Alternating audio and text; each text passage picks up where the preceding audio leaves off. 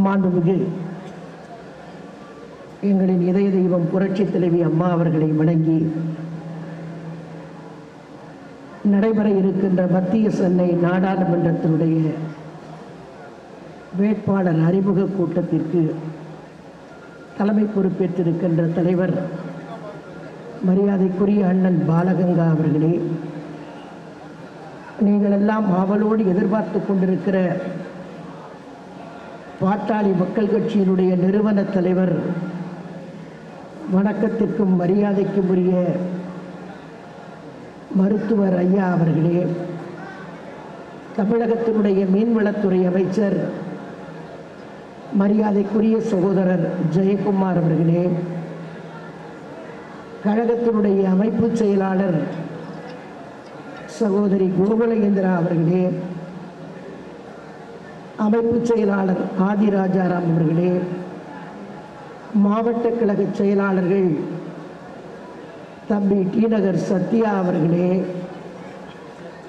சகோதரர் வெங்கடேஷ் பாபு அவர்களே, மத்திய சென்னை நாடாளுமன்றத்தினுடைய முன்னாள் உறுப்பினர் கழகத்தினுடைய மாணவரணி செயலாளர் தம்பி SR விஜயகுமார் அவர்களே, இந்த வெற்றி கூட்டணியிலே இடம்பெற்றிருக்கின்ற பாட்டாளி மக்கள் கட்சியினுடைய மாநில மாவட்ட பகுதி நிர்வாகிகளே, பாரதிய ஜனதா கட்சியினுடைய மாநில மாவட்ட அனைத்து நிலைகளிலே இருக்கிற பொறுப்பாளர்களே,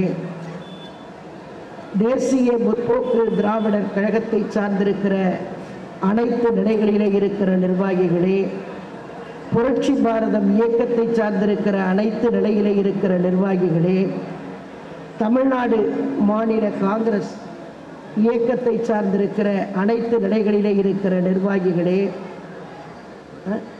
சொல்லிட்டேன் இன்னும் இந்த கூட்டணியிலே இடம்பெற்றிருக்கின்ற அனைத்து பொறுப்பாளர்களே, புதிய நீதி கட்சியினுடைய மாநில மாவட்ட நிர்வாகிகளே, வருகை தந்திருக்கிற மத்திய சென்னை நாடாளுமன்றத்திற்கு உட்பட்டிருக்கின்ற தொகுதி வட்ட பேரூராட்சியினுடைய நிர்வாகிகளே, உங்கள் அனைவருக்கும் என்னுடைய பணிவான வணக்கத்தை தெரிவித்துக் கொள்கிறேன்.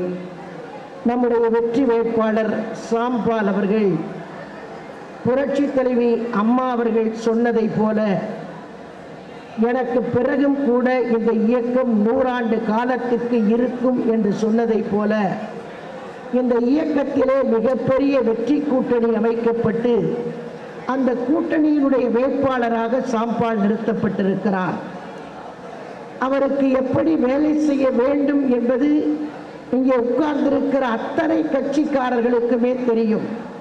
அது அனைத்து இந்திய அண்ணா திராவிட முன்னேற்ற கழகத்திலே இருந்து அனைத்து இயக்கத்தை சார்ந்தவர்களுக்கும் தேர்தல் காலத்தில் எப்படி பணியாற்ற வேண்டும் என்பது உங்களுக்கு தெரியும். இதை நாங்கள் சொல்லித் தெரிய வேண்டும் என்கிற அவசியமில்லை. தேர்தல் காலத்திலே ஓட்டு கேட்கிற போதும் சரி, கடைசி நேரத்திலே எப்படி பணியாற்ற வேண்டும் என்பது குறித்தும் ரொம்ப விவரமாக தெரிந்தவர்கள் இங்கே வந்திருக்கிறீர்கள்.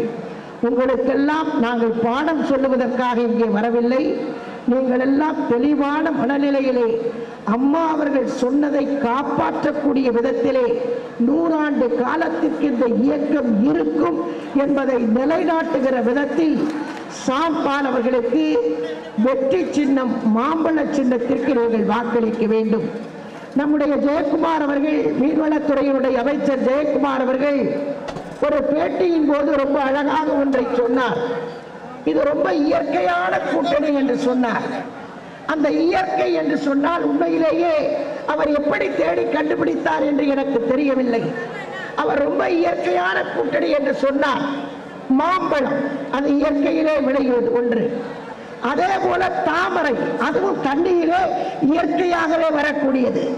இரட்டை இலை 72 இருந்து இன்றைக்கு வரைக்கும் கீழே விழாமல் துடித்து பிடித்துக் கொண்டிருக்கிற இலை இரட்டை இலை. இதையெல்லாம் சேர்ந்து அவர் சொன்னார் இயற்கையிலேயே அமைந்த கூட்டணி என்று சொன்னார். இது உண்மையிலேயே இயற்கையிலேயே அமைந்திருக்கிற கூட்டணி. இந்த கூட்டணிக்கு இன்றைக்கு நம்முடைய தம்பி சாம்பால் அவர்கள் மிக இளைஞர். அவர் எந்த குற்றச்சாட்டும் இல்லாதவர், எந்த வழக்குகளிலும் சம்பந்தப்படாதவர் சாம்பால், எந்த பிரச்சனைகளிலும் சிக்காதவர், எந்த நீதிமன்றத்திற்கு போகாதவர், இன்றைக்கு வரை வழக்கு மன்றத்திற்கு செல்லாதவர், அவர் உங்கள் வீட்டு பிள்ளையாக நிறுத்தப்பட்டிருக்கிறார். அவரை ஏற்றுக்கொண்டு நீங்கள் எல்லாம் அவருக்கு வெற்றி தேடி தர வேண்டும் என்று கேட்டு விடைபெறுகிறேன். நன்றி, வணக்கம். இந்த வீடியோ உங்களுக்கு பிடிச்சிருந்தா ப்ளீஸ் லைக் அண்ட் ஷேர் பண்ணுங்க. மறக்காம எங்க சேனலை சப்ஸ்கிரைபும் பண்ணுங்க.